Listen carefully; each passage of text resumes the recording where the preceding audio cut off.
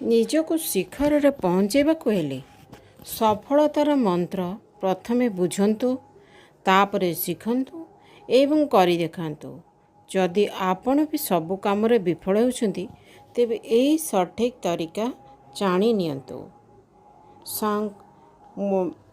ଅଧା ଶିଖନ୍ତୁ ନାହିଁ। ସବୁ କାମକୁ ପରଫେକ୍ଟ ଭାବେ ଶିଖିବାର ସହଜ ଉପାୟ ଆଜି ଜାଣି ରଖନ୍ତୁ।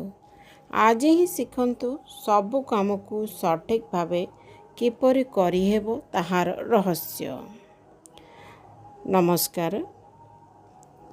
ଯଦି ଆପଣ ନିଜ ଜୀବନରେ କିମ୍ବା କ୍ୟାରିୟରରେ ସଫଳ ହେବାକୁ ଚାହୁଁଛନ୍ତି, ତେବେ ଏହି ଗୋଟିଏ କଥା ସବୁବେଳେ ମନେ ରଖନ୍ତୁ, ଅଧା ଜ୍ଞାନ ବା ଅଧା ଶିଖିବା ବିପଦର କାରଣ ହୋଇପାରେ।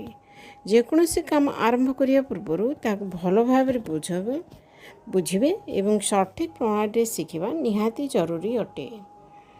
ତ ଏହି ଭିଡ଼ିଓରେ ଆମେ ଆଲୋଚନା ଆଜି କରିବା କ'ଣ ନା, କାମକୁ ଶିଖିବାର ସଠିକ୍ ତରିକା କ'ଣ, କିପରି ଆପଣ ନିଜ କାର୍ଯ୍ୟରେ ଦକ୍ଷତା ହାସଲ କରିପାରିବେ, ବୁଝି ବିଚାରି କାମ କଲେ କିପରି କମ୍ ସମୟରେ ଅଧିକ ସଫଳତା ମିଳେ। ଆଜିର ଏହି ଭିଡ଼ିଓଟି ସମ୍ପୂର୍ଣ୍ଣ ଭାବେ ଦେଖନ୍ତୁ ଆଉ ଶିଖି ନିଅନ୍ତୁ। ନିଜକୁ ଅପଡ଼େଟ୍ କରନ୍ତୁ। ଯଦି ଭିଡ଼ିଓଟି ଭଲ ଲାଗେ ତେବେ ଲାଇକ୍ କରନ୍ତୁ, ସେୟାର କରନ୍ତୁ ଏବଂ ନିଜ ସାଙ୍ଗମାନଙ୍କ ସହିତ ସେୟାର କରନ୍ତୁ। ଏମିତି ନୂଆ ନୂଆ ଭିଡ଼ିଓ ଦେଖିବା ପାଇଁ ଆମ ଚ୍ୟାନେଲ ସହିତ ଯୋଡ଼ି ରହନ୍ତୁ। ସବସ୍କ୍ରାଇବ୍ କରି ପାଖରେ ଥିବା ବେଲ୍ ଆଇକନ୍କୁ ପ୍ରେସ୍ କରନ୍ତୁ। ଚାଲନ୍ତୁ ଡେରି ନ କରି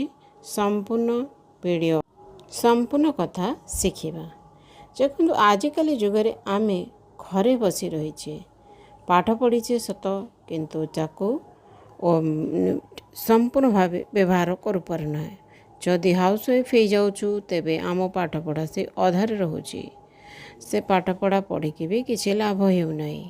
ତେଣୁ ଆମେ ଘର କାମରେ ନିଜକୁ ପୁରା ନିୟୋଜିତ କରିଦେଉଛୁ, ନିଜକୁ ଭୁଲି ଯାଉଛୁ।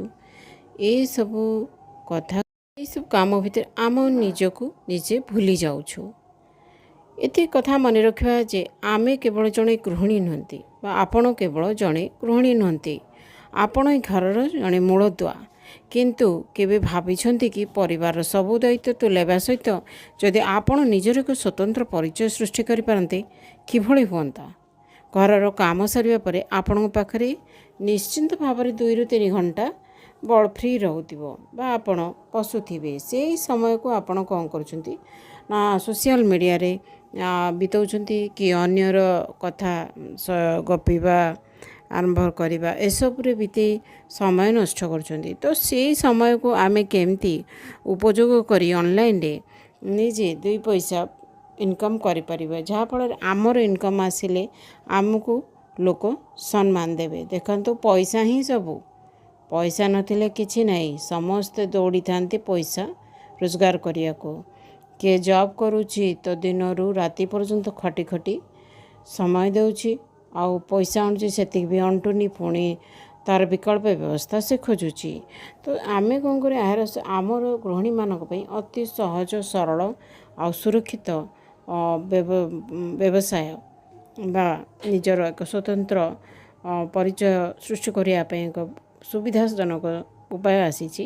କ'ଣ ନା, ଅନଲାଇନ୍ ବିଜନେସ୍। ଯଦି ଆପଣ ପ୍ରକୃତରେ ଜଣେ ସ୍ୱାଭିମାନୀ ମହିଳା ଭାବେ ନିଜକୁ ଗଢ଼ିବାକୁ ଚାହୁଁଛନ୍ତି, ତେବେ ମୋତେ ଏବେ ହିଁ ୟେସ୍ ଲେଖି ମେସେଜ୍ କରନ୍ତୁ। ମୁଁ ଆପଣଙ୍କୁ ଶିଖେଇବି କିପରି ଆରମ୍ଭ କରିବା। ଧନ୍ୟବାଦ। ଭିଡ଼ିଓ ପାଇଁ ଦେଖିଥିବାରୁ ଆପଣଙ୍କୁ ବହୁତ ବହୁତ ଧନ୍ୟବାଦ। ମୋର ଭିଡ଼ିଓଟିକୁ ଲାଇକ୍ କରନ୍ତୁ, ସେୟାର କରନ୍ତୁ ଏବଂ ଆପଣଙ୍କ ସାଙ୍ଗମାନଙ୍କ ସହିତ ସେୟାର କରିବେ। ଆଉ ସବସ୍କ୍ରାଇବ୍ ବି କରନ୍ତୁ, ଆଉ ବେଲ୍ ଆଇକନ୍କୁ ପ୍ରେସ୍ କରି ଅଲ୍ ଉପରେ କ୍ଲିକ୍ କରିବାକୁ ଜମା ବି ଭୁଲିବେନି, ଯାହାଫଳରେ ପରବର୍ତ୍ତୀ ଇମ୍ପୋର୍ଟାଣ୍ଟ ଭିଡ଼ିଓ ଗୁଡ଼ିକ ସର୍ବପ୍ରଥମେ ଆପଣଙ୍କ ପାଖରେ ପହଞ୍ଚିବ। ହଁ, ଶେଷରେ କହି ରଖୁଛି, ଯେଉଁ ମହିଳାମାନେ ନିଜ ଗୋଡ଼ରେ ଠିଆ ହେବାକୁ ଇଚ୍ଛା କରୁଛନ୍ତି, ନିଜେ ସ୍ୱାବଲମ୍ବୀ ହେବାକୁ ଇଚ୍ଛା କରୁଛନ୍ତି, ନିଜର ପରିଚୟ ସୃଷ୍ଟି କରିବାକୁ ଇଚ୍ଛା କରୁଛନ୍ତି, ନିଜର ଏକ ସ୍ଥାନ ତିଆରି କରିବାକୁ ଇଚ୍ଛା କରୁଛନ୍ତି, ସେମାନେ ମୋତେ ମୋର ହ୍ୱାଟ୍ସଆପ୍ ନମ୍ବର ଦିଆଯାଇଛି, ସେଥିରେ ୟେସ୍ ଲେଖି ପଠାନ୍ତୁ। ମୁଁ ଆପଣଙ୍କ ସହିତ ଯୋଗାଯୋଗ କରିବି।